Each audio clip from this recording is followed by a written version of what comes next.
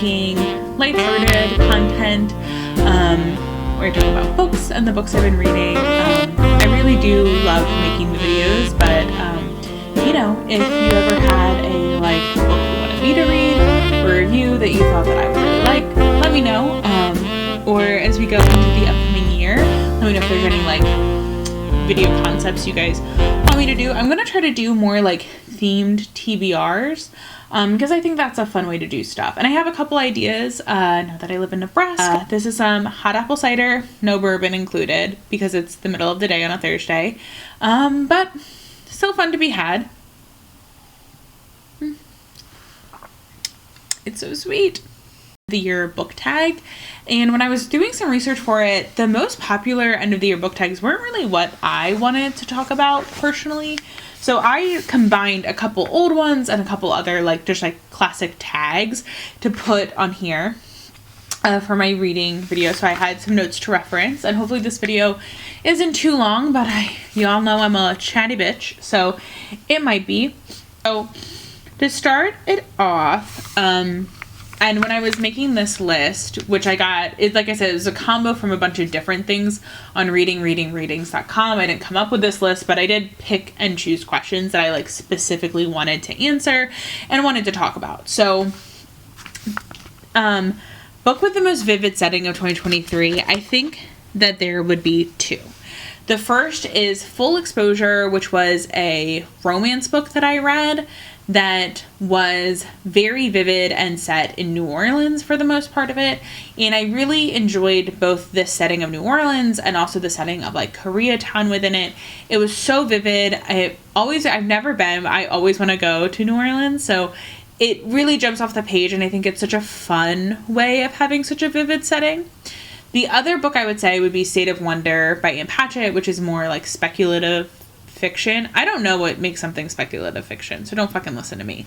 And that book had multiple vivid settings.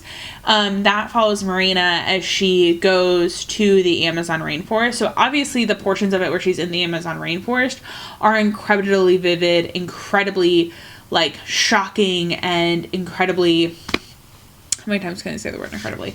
Incredibly shocking, incredibly vivid, and very much a part of the story. It reminds me of kind of the commentary we have about a lot of 90s movies where it's this New York is a character in those movies, whereas in the Amazon portion of the story, the Amazon is a character in the story, but also in the first part of the story, she's in Minnesota or Michigan, and that cool, dreary, very chilly atmosphere is very vivid, as well as her time that she spends in Laos is also incredibly vivid in a different way. And so I think all of that combined, those are by far the two that have the most beautiful setting and the most vivid setting, not even beautiful. A nonfiction book that taught you something. I didn't read a lot of nonfiction this year, but as you guys know, I took my WSET for wine and for spirits, and I read both those textbooks, and I learned a lot in those, so kind of unfairly, I think I'm counting those. Definitely taught me a lot, especially about spirits. I went in knowing so much more about wine. That's what my specialty was kind of before that, but when I got my promotion to be doing ordering, I decided to go ahead and take spirits just to learn some more. And I would say I didn't really enjoy spirits that much until after I took the class and had to do tastings and really learn and get interested into it. So if you guys ever wondering my opinion, not that here anybody cares about how I feel about certain bourbons, and honestly, bourbon boys tick me off. Hot take, they're annoying. Fictional group that I would want to hang out with is definitely the group from Legends and Lattes. One, how fun would it be to live in a fantasy world where D&D style stuff was real? I've seen a lot of criticisms of the book being kind of boring, and I would be honest if I said that book was not the most interesting. I think it's a hard line when you're writing something that already has the tag of cozy about how to establish stakes that don't feel overwhelming. And a lot of the criticisms I saw about this book is that they would set up stakes and then they would immediately go away. So it seemed like instead of having a rising solution or a rising plot, a rising problem that then has solutions that vary throughout the story that lead into the other thing. It's very like problem, solution, problem, solution, problem, solution. And it feels kind of like Whiplash, which I don't disagree with. I find that the stakes were kind of a little bit worse in You Can't Spell Tea Without Treason, which is another similar cozy fantasy slice of life book. That to me was a little bit more egregious about the like the problem solving being so problem solution.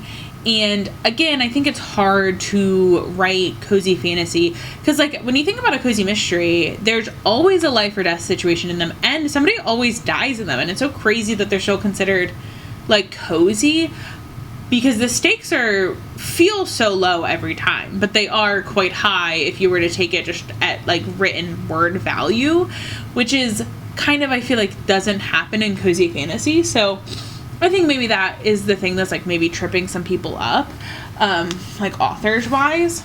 But the group seems really fun to hang out with, and they seem like they go on adventures. So that was definitely the group that I picked.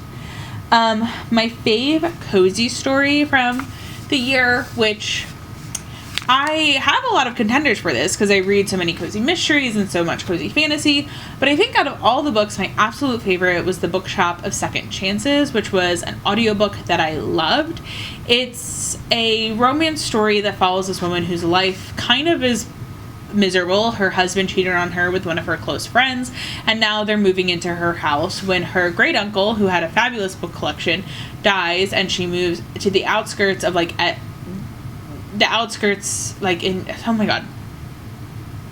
she moves to like the middle of nowhere in Scotland, and she like falls in love with this grumpy bookshop owner. The book is beautifully written. I think that the story is everything you want it to be. It's like frustrating but also heartwarming and beautiful, and all of those things are there. It's narrated by a British person, which I always love, and I just feel like it was a great story. I was invested from the minute it started. There are some things about it where it's like, of course somebody died right away. It's like, that's the whole fucking story. She like gets to meet the people in the town. I think it's cozy. The stakes are kind of high because bad things have happened, but they haven't happened while we're reading the story. And this case is nice because you don't have to read through all this heavy drama. You're just reading after somebody's gone through this heavy drama, kind of, you know, like Stella gets her groove back style. Okay. Best audiobooks that I read this year would be Una Out of Order or A Most Agreeable Murder. Una Out of Order, I think, is a really great story about this woman who is aging consciously, her consciousness is aging in chronological order, but she's waking up at different parts of her life. So on her 19th birthday, she's born on New Year's, she wakes up 19, but she's in her 56-year-old body. And you get 8 years of this girl's life up until I think she's like 26, that would be, or 7 years, 26. She wakes up at a bunch of different points in her life and she doesn't know what happened because her consciousness is aging chronologically. It is a beautiful framework to study something like this. It does get a little wonky if you think about it too hard, but I like that the story there are two things I like about it. It's not trying to figure out what's happening. It's just, this is my life. This is my problem that I deal with, and this is how I deal with it. And two, they immediately assess or address the problem of like money. And while I think it could be an interesting story to like have somebody who, because of this, is debilitated and impoverished and cannot like get anything set up for their life because every year they're not living chronologically, I like that we get to discover more interpersonal problems, and we get to have this really interesting mother-daughter relationship with her and her mom, and her living her day-to-day life like that, I think is just so much more interesting, because they basically were like, well, because you got this thing that kind of fucked up, you knew exactly who to invest in and what to do, and you worked through it. So I liked that. I really recommend the story. The audiobook was fantastic. The Most Agreeable Murder was also a book that I really loved, and I loved it as an audiobook. Kind of a satire about both like hard-boiled detective novels and Victorian or like Regency era stuff. This girl lives in this town called Swampshire, which is a secluded town outside of London because the people felt like they were so improper in London. And it's like a running joke how ridiculous the formalities and like being a person of polite society is in this book. So one of my favorite examples is like the Duke, the big dude who's coming to the ball that everybody cares about, is so incredibly droll, or like so incredibly dull, because his entire characteristic is not to be like opinionated in any way. So like it's horribly raining in this area, everything's swampy, and he just is going on this long tangent about how beautiful the weather is, and he loves all type of weather, and he loves every color, and he loves all the songs, and it's just like it's taking everything to the nth degree. It's like supposed to be very funny, it's supposed to be very tongue-in-cheek at this kind of society that has so many rules, where you are almost stunted in your ability to do anything because so many rules contradict each other. Our main character is a daughter who doesn't want to get married and also loves these detective stories that come in the magazines, and she often writes in. And at this big ball, a murder takes place, and there's this mysterious guest, and she has to help him solve the murder. And throughout solving the murder, there's a lot of like, oh my god, this town is so ridiculous, these rules are so ridiculous. But also at the end, there's a lot of ridiculous like, but wait. And I just think it was so funny. Again, perfect length of an audiobook, especially something that's supposed to be like satirical. It's like a 9-hour book, and I really enjoyed it. I think it really worked as a audiobook as well. My camera is doing a thing where it's saying it's dying, but it does that all the time. So I'll see how long I can go. Book I would widely recommend is my second Anne Patchett on the list, and that's Tom Lake, which is, I listened to it as the audiobook as well, but that's narrated by Meryl Streep. Look, Anne Patchett, I don't think misses. Of her books, I've read 5. Obviously, I have, Tom Lake was probably like one of my least favorite of the ones of hers that I've read, but it still is like a solid 4. To me, I think a lot of moms would like it. It's this story told by a mom about how she was dated a like movie star for a period of time, and this time in her life when she was like being an actress, and how she got in a movie and was in a lot of plays and spent time at this like kind of like community theater town that a lot of actresses went to. I meant like theater company town. Sorry, not company town. And how she dated a movie star for a short period of time, and telling the story to her daughters of this very transitional time in her life, and how her daughters don't believe how she didn't find this entertaining or lovely or like anything like that. But listening to her story, she very much has no regrets in her life, and she doesn't want to revisit this portion of her. It also made me really want to see Our Town, which is a play I've never seen, but I know exists. New series. The first I will say is, I don't have a lot to say about, is Lana Harper's.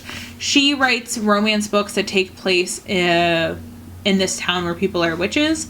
I've read all 3 of them, and I'm waiting for the 4th one. It's come out, but it's not available on Libby, so I haven't read it yet.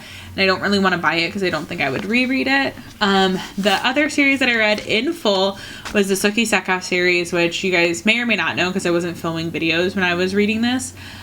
I loved. I could not put them down. I read them obsessively.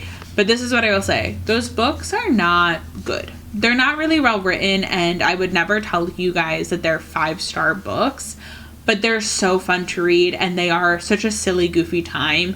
And I would love to reread them with the ability to try to review them, because so much of why I enjoyed them, and this is something I think a lot of people don't maybe get, is like, they are very plot heavy, and the plot is so ridiculous, and there's constantly things happening that it kind of makes up for the lack of good writing, I think, in my opinion, because so much is happening. You're trying to constantly figure out what is happening in the world, and the world is so vast that it doesn't really matter to me so much that the books are not particularly well written.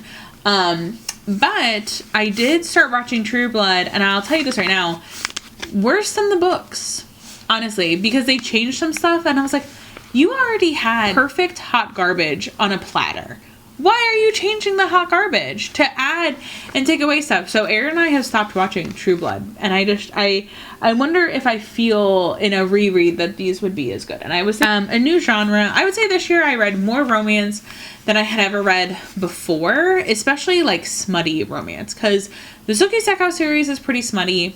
And yeah, I didn't read a lot of romance, and I honestly couldn't tell you if I'm trying to, like, in my memory, think of, like, anything that I read regularly that was a romance. And I think prior to this year, romance, I've definitely read more books that can be qualified as romance this year than any other year of my life that I can remember. Because even as a teen, I didn't really like, not that they write romance books for teens, like straight up romance books.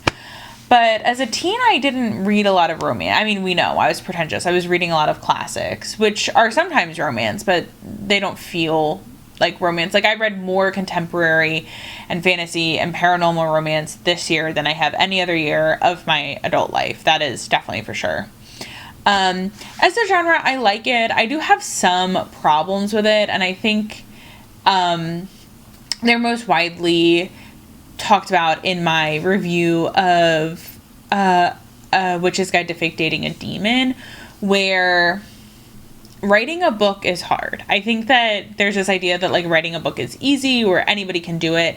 And the thing about it is like, writing and crafting characters is hard. It's like writing TV shows are hard. It's why there was a whole strike about like the Writers and Actors Guild went on strike, because there's this undervaluing of what it takes to write like a good book, I think. And I think sometimes things could have gone with like an extra edit or a better idea, and I just think sometimes things aren't fleshed out as well as you want them to be.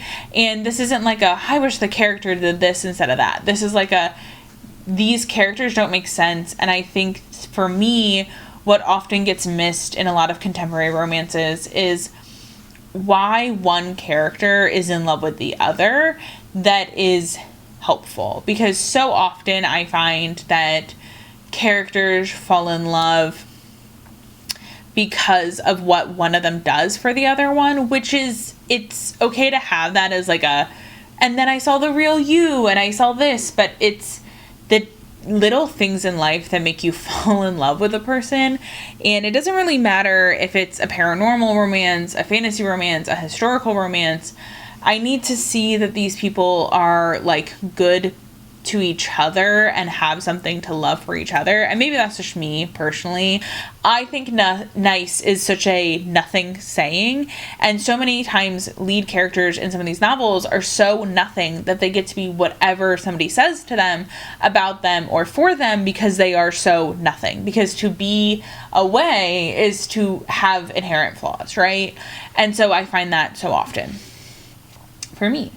Authors I would like to read more from. So I have Sengyu, oh man, I can't read my own handwriting here. Sengyu Mandana, who is the author of The Very Secret Society of Irregular Witches, which was an audio. Man, a lot of these are audiobooks. I love it. I read that book. I listened to that book on the way out here. Definitely cozy fantasy. Definitely recommend. Excited to see what else is to come. Jay Chow, who wrote the cozy mystery about oh my god,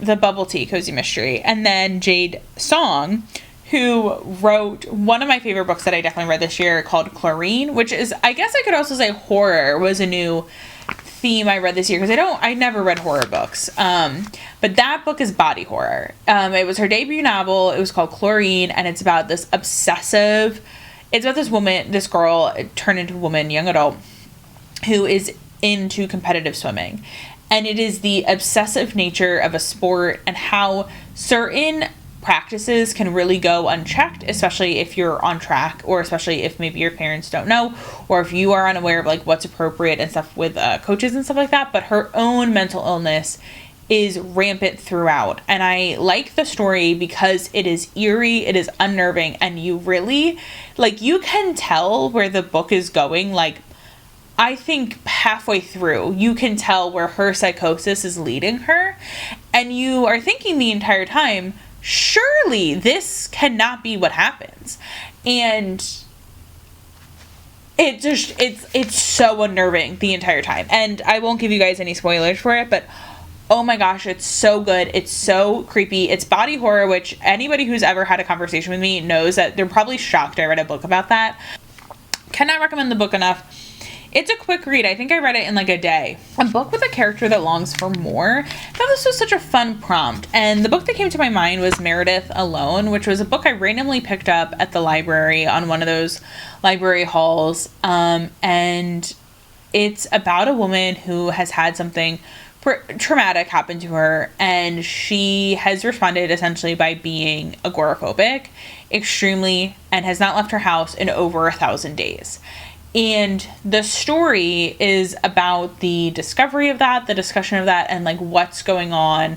And one, you're unraveling what's happened to her and what has happened to her in the past, like the recent past that triggered this, and also like her childhood and growing up, getting out of that situation, her very strained relationship with her mother and her sister, and interspersed with this slice of life of somebody who is both not thriving, but perfectly able to do her job and has what she feels is a very full life, but the feeling of wanting more and realizing that this agoraphobia is essentially no longer serving her, because before in the parts that we haven't read, day 1 through like 800, it was on some level serving her. It was protecting her, and now she feels like she wants more, and what that looks like, and the build to that. And it's raw and beautiful and also very nice. It's feel good in so many ways, but also deals with some traumatic things. So I definitely check out some trigger warnings if you wanted to read that out, and I'll tell you it's like sexual assault right now. But I really enjoyed the story. Just a random book I picked up at the library. I've never seen anybody else talk about it. As far as I know, I'm the only person who's read it, but couldn't recommend it enough. I really enjoyed it. One of the books I could not put down. And then a book with a creepy or weird theme, I would say Chlorine is definitely there. So that's the book by Jade Song. I don't need to talk about that too much. I really wanted to try to have like a different book for each one of these prompts, but if Jade Song ever put anything else out, I would read it. I also read The Stalker's Heavy was another book that I read just to have another option here that truly was like, oh, it was so terrifying and so like if you were ever a girl on a playground and you play that game where it's like an egg and that it's like that the entire time. Like if you ever hung out with the unathletic kids, we were playing like the states game at recess or doing that shit where it's just like a crack an egg. It's like that feeling down your back the entire time. My fave book that I read this year was The Encyclopedia of Fairies, which I talked pretty much at length about in my audiobook book series, because I also read that as an audiobook, and The Appeal, which I talked about in my very first book on BookTube, my very first video where I was talking about books specifically it's called Welcome to BookTube. The Appeal, and I really loved both those stories. 5 stars without a doubt dear. So I had more books that I did not finish this year than probably any other year where I actively DNF'd them, because I don't count reading a page or 2 or whatever and not finishing it as a DNF. But you guys saw me DNF a bunch of them in my moving to Omaha vlog or video where I was like, I guess I just am not reading these books. But I think I started reading more books, and with the idea of like, oh, I might want to talk a video about them or something, DNF'd more books this year than I actively remember, where I was fairly into the book and then something happened where I stopped reading it. The Edible Woman is the only one of these books that I would probably pick back up again, because I think that maybe I just wasn't in the mood, or I was just not in the space to be reading it, and I've liked every other Margaret Atwood book I've read.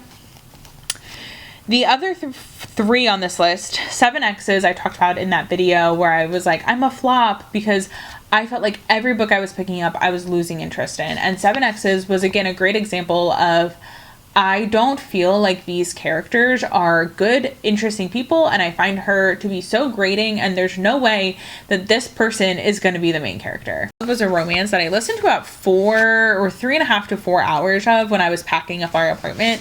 I was pretty dedicated to listening to it, but our main character is so terrible. We are reading this story, or I wouldn't recommend it, and I stopped listening to it because it finally honestly gets to the main conceit of the plot like 3.5 hours in to this audiobook, and it's just the character whose perspective we're reading the entire time is mean-spirited, and I would say pretty immature for how old and mature and responsible we're supposed to also expect her to be, where like certain things are not aligning of this character, and it's making her hard to sympathize with and also feel is a real person. She is taking over her family's traditional Chinese zodiac matchmaking service, which has been struggling for a while, mainly because young people today and technology, which is like always one of my least favorite tropes in a book, because I think it's such an unnuanced take and also annoying. And the other thing that's also happening is really like dating apps. And she goes to this conference for matchmaking and love app. I don't know. Like, weird to me that there's a conference for this job, but there's a conference, and gets to be a beta tester for this app where they say that they use Chinese zodiac methods as matching. And she goes, oh God, that's like, could actually be something that would compete with us, because she believes, because she's not like other girls and not like other people of this generation, that apps could never do what she could do. Which, the other thing, beta test this app, purposely lies on it so she can match with the creator, to lie about who she is, to go on dates with him, and then he finds out, and then we get to the plot of the book. We get to the plot that I stopped at because I was like, one, this man has not proven himself evil enough to be willing to do this to, and two, your belief system revolves that everybody is out specifically to get you and your family, which is not a true statement at all. And also that he did this just to spite you, and that's why he has the app, and you alone are the owner of what it means to be like Chinese enough to run a Chinese zodiac site. And I just, all of that together, I was like, I cannot believe that we are so far into the story, and the story is just starting. I did not like it. And the last book that I think is worthy of noting was my DNF, was the second Discovery of Witches book, because I was obsessed with the first one. Again, a silly, goofy time. This is going to be spoilers. In the first book, there is 900 pages or 850 pages of a lot happening, and I ate every single one of those pages right up because I loved it. And it is not 5 stars, it is not, but I ate it up. I read it, couldn't get enough, could not get enough. I was so excited. I took out the second book from my public library, not even on Libby. I wasn't going to wait the 11 weeks. I was thinking about buying it. This book has no business being 800 pages because, spoilers, like I said, in the first 100 pages, our main character gets pregnant. And this is a trope in, I think, a lot of like paranormal or like fantasy-esque romances that happens, and I fucking hate it. I don't like it. I don't like when people I like that are reckless and have no abandon and have very little get pregnant, because then they have kids involved, and kids are very real, and it makes me uncomfortable. The other thing is that the first book was exactly like that episode of Big Mouth where they're like, girls get horny, and then you read a book that like gets a girl off or whatever, and there's like, it's like everything around sex is the thing that's sexy, right? And so the first book has so much sensualness. There's so much, not just a brushing against the hand, like there's a lot of holding, there's a lot of rubbing, there's a lot of bathing, there's a lot of bosoming together, like there's a lot of not having sex together that's very like, oof, girl, steamy. The second book, after they get married, which is like, spoiler maybe, their sex scene is a paragraph and a half long, and it's fucking bad. And that makes me so mad because I waited 1,000 pages to read the sex scene and then was nothing. And then she gets pregnant immediately, and he knows because he can say that she smells different. And the scene after that happens, they have sex again for the first time, and you choose to write the lines, father, mother, baby, as close as they were ever going to be. Get the fuck out. That is a line from the book. I shit you not. I closed it right up and I said, I'm done. I'm fully done. I didn't read the rest of them. So I DNF'd that. I'm still mad about it. I'm like, I feel as if I was wronged in some way. And my next year's reading goals. Like I said, I want to read more varied authors. I have some plans for this channel about videos that might be fun to film. Some that I had wanted to do this year, but with the move and everything, it just didn't come to fruition, which I'm kind of sad about, but I think is okay. Read 37 books this year because that's going to be my goal going into 2024. Because Nebraska was the 37th state to join the Union March 1st, 1867. You guys have had a great 2023, looking forward to bigger and better things in 2024, or just same, or just whatever in 2024. And let me know what your favorite book that you read this year was, and if you want, like, what your most anticipated read is for the upcoming year is, if you want to, in the comments below. I guess we'll see you guys next year. Bye. Oh, cheers.